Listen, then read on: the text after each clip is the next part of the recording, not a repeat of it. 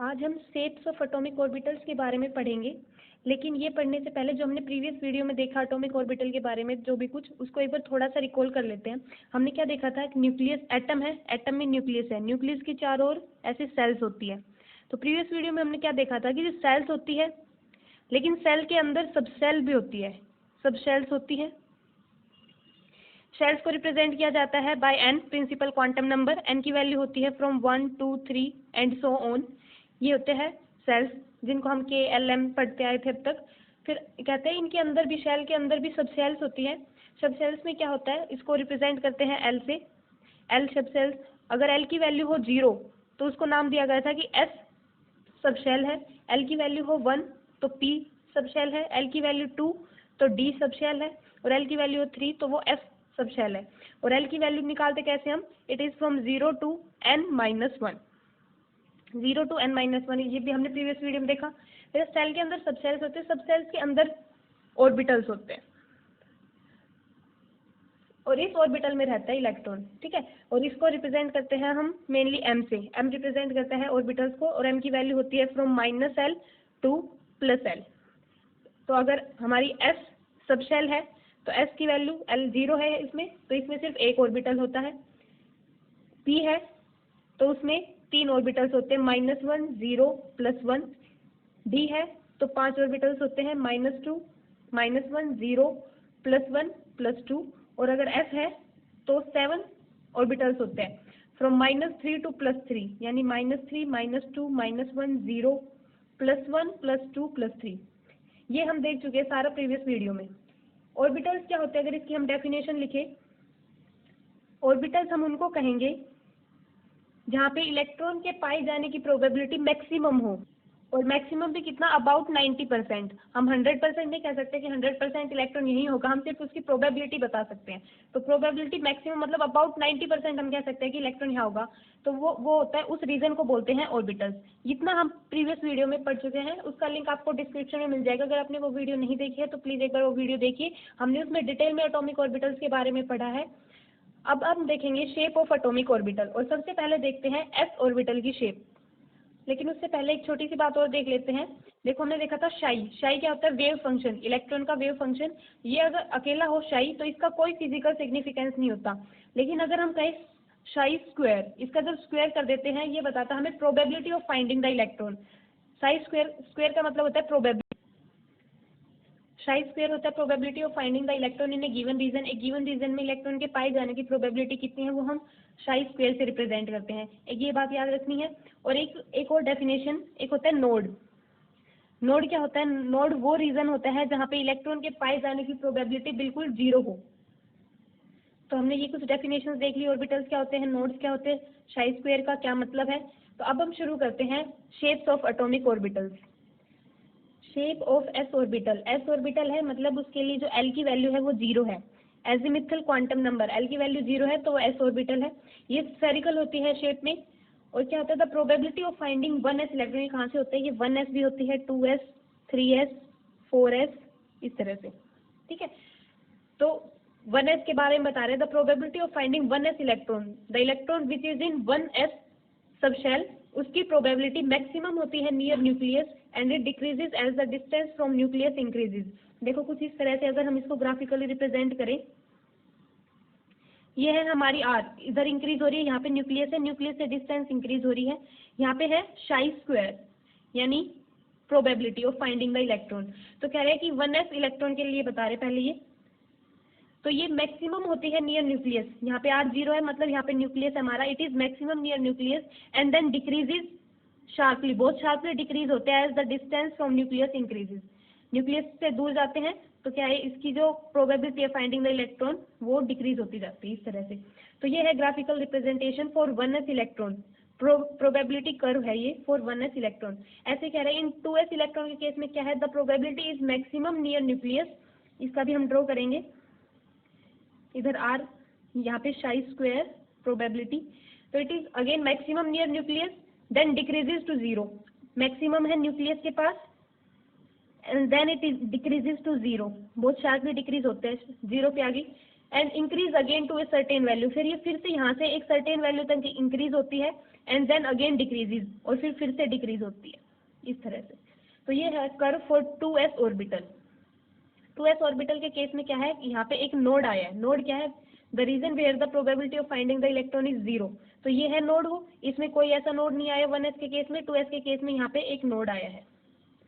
Node मतलब वो reason जहाँ पे प्रोबेबिलिटी 0 है बिल्कुल इलेक्ट्रॉन के पाए जाने की। ऐसे ही अगर हम 3s के केस में बनाते हैं तो कुछ इस तरह का आता है। 3s के केस में ये शाई स्क्वायर है, इधर r, तो इसमें भी न्यूक्लियस के पास पाए जाने की प्रोबेबिलिटी मैक्सिमम होती है, क्योंकि न्यूक्लियस हमारा पॉजिटिव चार्ज है और इलेक्ट्रॉन नेगेटिव चार्ज है, तो उसके पाए जाने की प्रोबेबिलिटी सबसे ज्यादा न्यूक्लियस के पास ही होती है। तो न्यूक्लियस के पास सबसे मैक्सिमम प्रोबेबिलिटी है, then it decreases to 0, it again increases to a certain value, then it again decreases to 0, then it again increases to a certain value, and इस तरह से। तो इसमें क्या है, 3s के केस में हमें 2 नोड देखने को मिलते हैं। In case of 3s there are 2 nodes. ऐसे 2 रीजन है जहाँ पे इलेक्ट्रॉन के पाए जाने की प्रोबेबिलिटी 0 है। तो इस तरह से हमारा ये प्रोबेबिलिटी कर्व होता है इन केस ऑफ s ऑर्बिटल।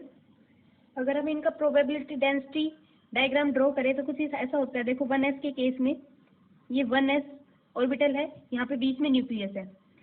तो न्यूक्लियस के पास इलेक्ट्रॉन के पाए जाने की प्रोबेबिलिटी, ये जो डॉट है ये रिप्रेजेंट कर रहे हैं इलेक्ट्रॉन डेंसिटी को। यहाँ पे इलेक्ट्रॉन डेंसिटी मैक्सिमम होती है नियर न्यूक्लियस। ये तो हो गया फॉर 1s। 2s के केस में क्या है कि ये न्यूक्लियस है, यहाँ पे सेंटर में न्यूक्लियस है, इसके आसपास पाए जाने की प्रोबेबिलिटी बहुत ज्यादा है, मैक्सिमम प्रोबेबिलिटी है। फिर कुछ एक ऐसा रीजन है जहाँ पे नोड है, मतलब इलेक्ट्रॉन बिल्कुल नहीं पा सकता, वो नोड ये वाला।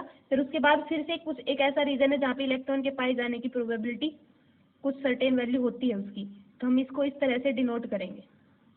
डॉट रिप्रेजेंट कर रहा है इलेक्ट्रॉन डेंसिटी को।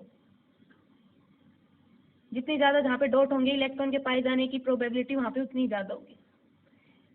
तो ये है फॉर 2s। ऐसा ही अगर हम 3s के लिए ड्रॉ करें तो ऐसा ही होगा। देखो यहाँ पे ये न्यूक्लियस है, न्यूक्लियस के पास तो मैक्सिमम है बिल्कुल, इलेक्ट्रॉन के पाए जाने की प्रोबेबिलिटी मैक्सिमम है नियर न्यूक्लियस। फिर एक रीजन आएगा जहाँ पे नोड है, उसके बाद फिर से इलेक्ट्रॉन के पाए जाने की एक सर्टेन वैल्यू है इस तरह से। फिर इसके बाद फिर से एक नोड आएगा, 2 नोड होते हैं 3s के केस में। फिर से एक नोड आएगा और उसके बाद फिर से इलेक्ट्रॉन के पाए जाने की प्रोबेबिलिटी होगी थोड़ी।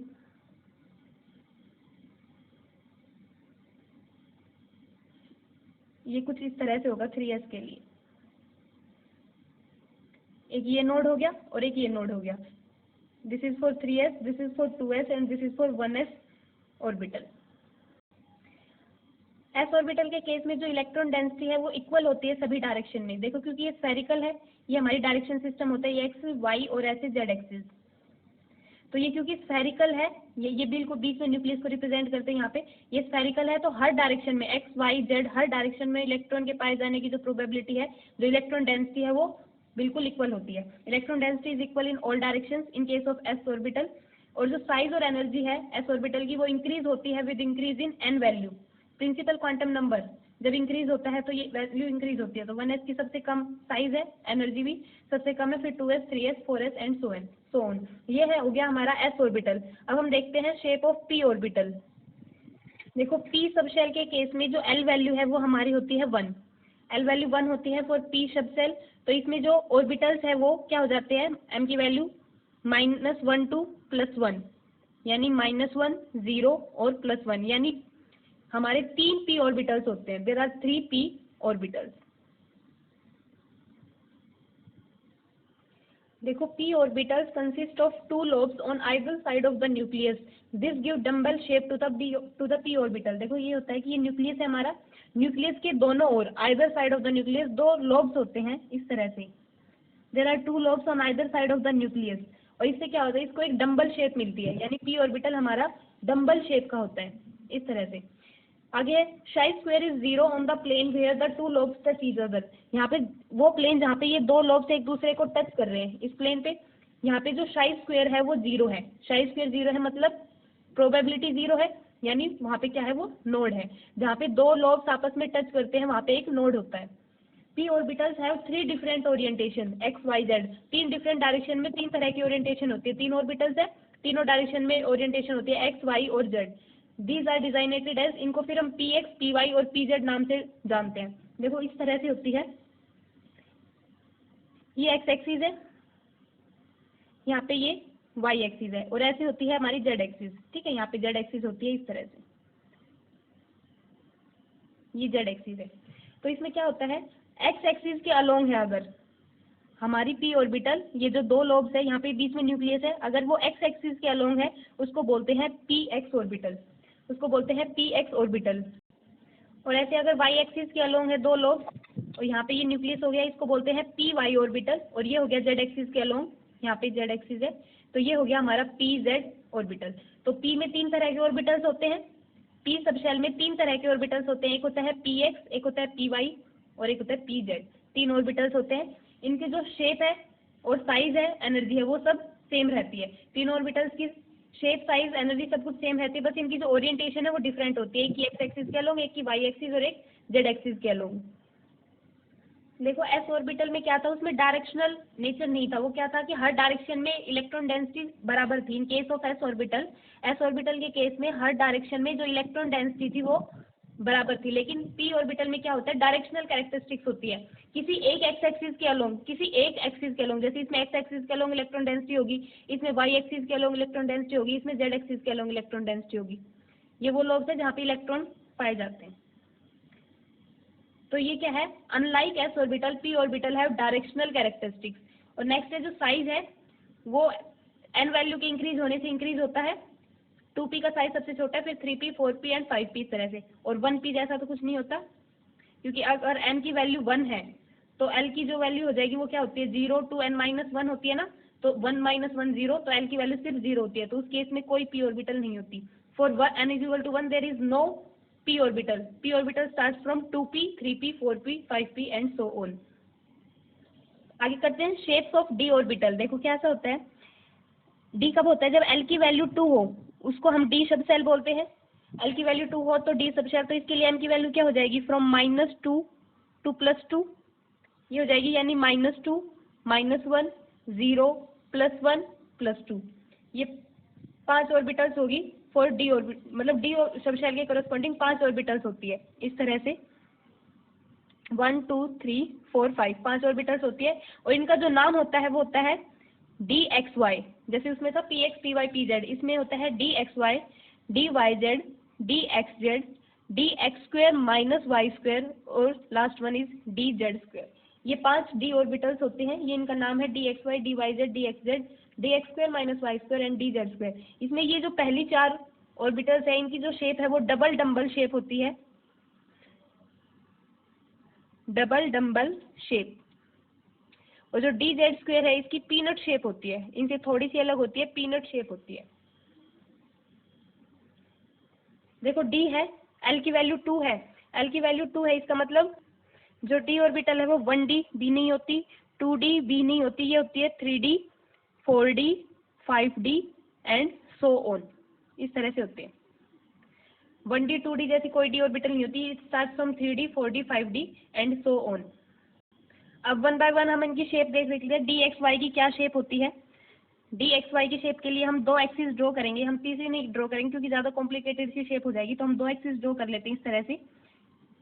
ये इसको नाम दे दिया हमने एक्स एक्सिस, ये होगी हमारी वाई एक्सिस, तो ये होगी। तो डी एक्स वाई क्या है, डबल डम्बल शेप होती है, और ये क्या है, प्लेन में लाई करती है, it line in X Y plane, X Y plane में। और कैसे होता है, प्लेन के बीच में, मतलब ये एक्स एक्सिस है, ये वाई एक्सिस, तो यहाँ पे ये प्लेन कौन सा हो गया, एक्स वाई प्लेन, ये 4 एक्स वाई प्लेन है, तो ये ऐसे लाई करता है इस तरह से, इनके बिल्कुल बीच में।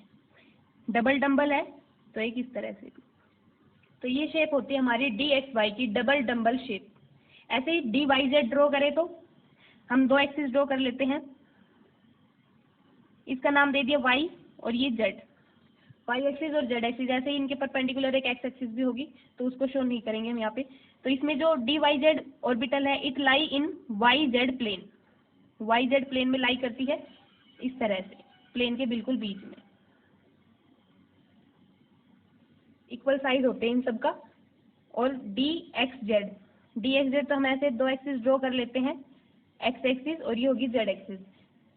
ये D X Z orbital lie in X Z plane, X Z plane में लाई करता है इस तरह से। ये होगी डबल डम्बल शेप, 3 ऑर्बिटल। आगे है D X square minus Y square, इसमें क्या होता है, ये एक्स वाई एक्सिस पे लाई करते हैं, इस lie on X Y axis, ये है एक्स वाई प्लेन, प्लेन के अंदर ये एक्सिस के ऊपर लाई करते हैं इस तरह से, ये एक्स एक्सिस होगी हमारी, ये वाई एक्सिस, तो D X square minus Y square ऐसे एक्स एक्सिस और वाई एक्सिस के ऊपर लाई करते हैं इस तरह से। तो ये हो गया हमारा D X square minus Y square. और डी जेड स्क्वायर इन सबसे थोड़ा सा अलग होता है, D Z square Z axis के अलोंग लाई करता है।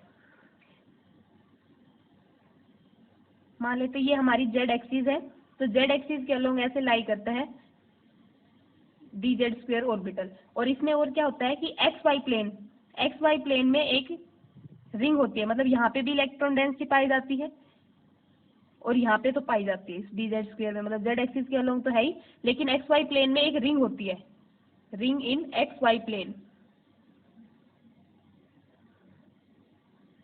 तो यहाँ पे इलेक्ट्रॉन पाए जाते हैं, ये जो लोब्स है इनके अंदर इलेक्ट्रॉन डेंसिटी पाई जाती है इन ऑर्बिटल्स के केस में। तो ये हमारी शेप होगी डी ऑर्बिटल्स की। थोड़ी सी अब नोड्स के बारे में बातें कर लेते हैं। देखो नोड क्या है, हम पढ़ चुके हैं, the region where the probability of finding the electron is zero, जहाँ पे इलेक्ट्रॉन के पाए जाने की प्रोबेबिलिटी बिल्कुल जीरो, उस प्लेन को या उस पॉइंट को हम नोड बोलते हैं। प्लेन हो तो उसको हम नोडल प्लेन बोल देते हैं, अगर एक पॉइंट है तो उसको नोड बोलते हैं। तो देखो जो नोड है वो दो तरह के होते हैं बेसिकली, एक होता है स्फेरिकल नोड, स्फेरिकल या इसी को रेडियल नोड भी बोलते हैं, और एक होता है एंगुलर नोड। इसका जो फॉर्मूला है स्फेरिकल नोड निकालने का फॉर्मूला है वो है n यानी principal quantum number minus l यानी एजिमुथल क्वांटम नंबर -1, ये इसका फॉर्मूला है। और एंगुलर नोड निकालने का फॉर्मूला है l, जो l की वैल्यू होगी वही एंगुलर नोड होगा। तो हम एक वन बाय वन सभी ऑर्बिटल्स के लिए देख लेते हैं। तो सबसे पहले for s orbital, s orbital के केस में कितने स्फेरिकल नोड होंगे, कितने एंगुलर नोड होंगे।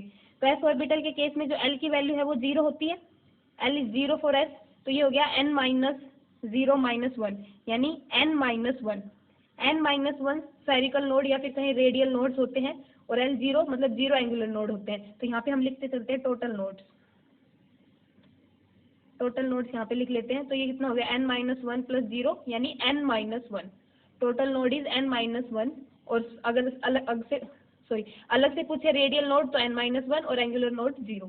ऐसे ही p ऑर्बिटल के लिए, p ऑर्बिटल की बात कर रहे हैं तो l की वैल्यू होगी 1, तो यहाँ पे इसकी वैल्यू हो जाएगी n माइनस l की वैल्यू 1 माइनस 1, तो n माइनस 2, n माइनस 2 हो गए रेडियल नोड्स और एंगुलर नोड 1, l की वैल्यू 1 है तो 1 हो गए। तो टोटल नोड्स कितने हो जाएंगे n माइनस 2 प्लस 1, तो ये फिर इससे क्या हो गया n minus 1, total node n minus 1 और radial node n minus 2, angular node 1।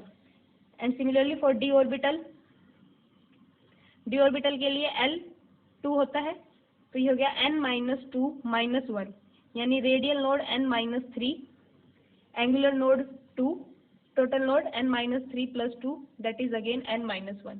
तो टोटल नोड हमेशा n माइनस 1 ही रहते हैं, चाहे वो s ऑर्बिटल हो, p ऑर्बिटल हो, d ऑर्बिटल हो, बट उनके जो रेडियल और एंगुलर नोड है वो अलग अलग होते हैं। जैसे अगर हम एक क्वेश्चन करके देखें 5d ऑर्बिटल है, आपको इसमें रेडियल नोड भी निकालना है, रेडियल नोड कितना होगा, एंगुलर नोड भी निकालना है और फिर टोटल नोड भी निकालना है, टोटल नोड। तो रेडियल नोड यानी n माइनस l माइनस 1, इसमें n की वैल्यू क्या है 5 है, l value for d it is 2, तो ये हो गया 5 माइनस 2 माइनस 1 यानी 5 माइनस 3 दैट इज 2।